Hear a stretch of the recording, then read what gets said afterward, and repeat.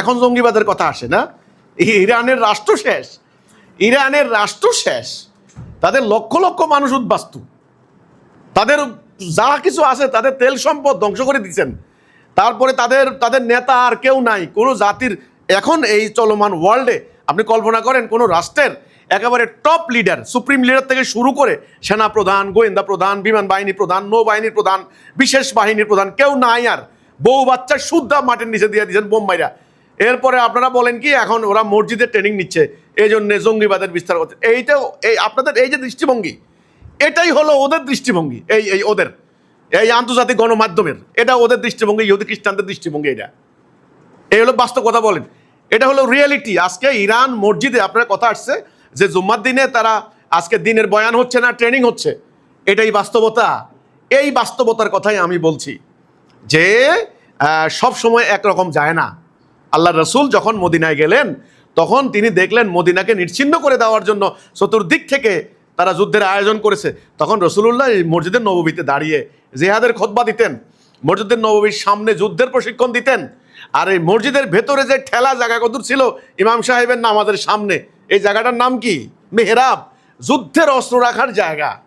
ব্যাপারটা বুঝতে হবে, কোনো জাতি যখন যুদ্ধে পড়ে, যুদ্ধে জড়িয়ে যায়, তখন সেখানে তাদের মুখ্য কর্তব্য হলো যুদ্ধ করা, অস্ত্র তৈরি করা, তাদের জনগণকে যুদ্ধের দিকে উদ্বুদ্ধ করা, খুতবা দেওয়া, বক্তব্য দেওয়া, আলোচনা করা। এই জন্য কোরআনে যুদ্ধের আয়াত।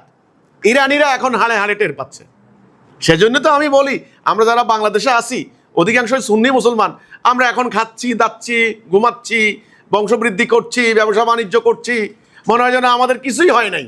একদিন ইরানের মতো যখন টের পাবেন চতুর্দিক থেকে ঘেরাও দেওয়া হয়ে গেছে, হ্যাঁ, তখন বুঝবেন যে আপনাদের যুদ্ধের প্রয়োজন কেমন, জেহাদের প্রয়োজন কেমন ইত্যাদি। আজকে ইরানের এই আপনার মসজিদে মেয়েরা ট্রেনিং দিচ্ছে, এতে আপনারা প্রশ্ন তুলছেন জঙ্গিবাদের উৎপত্তি হচ্ছে কিনা। এটা প্রশ্ন তুলেন, অসুবিধা নেই, কিন্তু এখানে একটা কথা বলি যে মেয়েদেরকে যুদ্ধের টাইমে ট্রেনিং মানে দিবেন কেন?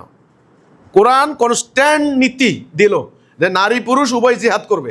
সারা বছর মেয়েদেরকে জেহাদের কথা বলবেন না, হ্যাঁ, তাদেরকে জেহাদে উদ্বুদ্ধ করবেন না, তাদেরকে খালি বাক্সবন্দি ঘরে থাকো ঘরে থাকো। আর যখন যুদ্ধের সময় হবে তখন মেয়েদেরকে টেনে এনে রাইফেল কাঁধে দিবেন।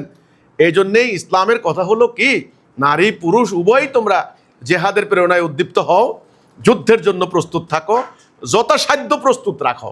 কোরআনে আল্লাহ কোরআনে বলেছেন এটা, যে তোমরা শক্তি অর্জন করো, এমনি এমনি বলেন নাই। এই জন্যে আপনি বললেন যে ইরান আজকে মসজিদে মেয়েদেরকে ট্রেনিং দিচ্ছে, আমিও দেখছি এই খবরটা। এটা আমি বলবো ইরান আজকে কঠোর এক বাস্তবতার মুখোমুখি এসে দাঁড়িয়েছে। আজকে তাদের পুরো জাতিটাই ধ্বংস হয়ে যাবে, লক্ষ লক্ষ নারীর বেজ্জত হবে, লক্ষ লক্ষ শিশু, অলরেডি হাজার হাজার শিশু মারা গিয়েছে। এটা স্কুলে বোমা মেরে 200 বাচ্চা মেরে ফেলেছে। কাজেই এই বাস্তবতার মুখোমুখি দাঁড়িয়ে এখন তারা নারীদেরকে যুদ্ধের ট্রেনিং দিচ্ছে। এই বাস্তবতাটা আমাদের বাংলাদেশের মুসলমানদেরকে আমি মনে করি দ্রুত রিয়েলাইজ করা দরকার, শিক্ষা গ্রহণ করা দরকার। এই দল এই দল, এই তরিকা, এই পীর ওই পীর, এই মারামারি, এই হুজুর ওই হুজুর, হ্যাঁ, এইগুলা মারামারি বাদ দিয়া তাড়াতাড়ি ইরানের পরিস্থিতি মূল্যায়ন করেন, পর্যবেক্ষণ করেন, দেখেন এবং টেকসই দীর্ঘমেয়াদী সিদ্ধান্ত গ্রহণ করেন। কেমনে বাঁচবেন, আগামী দিনের ব্যাপারটা সামনে এসে দাঁড়াবে সেইটা। এটা হলো কথা। কাজে ইরানের নারী নিয়ে চিন্তা করেন না, নিজেদের নারী নিয়ে চিন্তা করেন। এটা হলো আমার আহ্বান।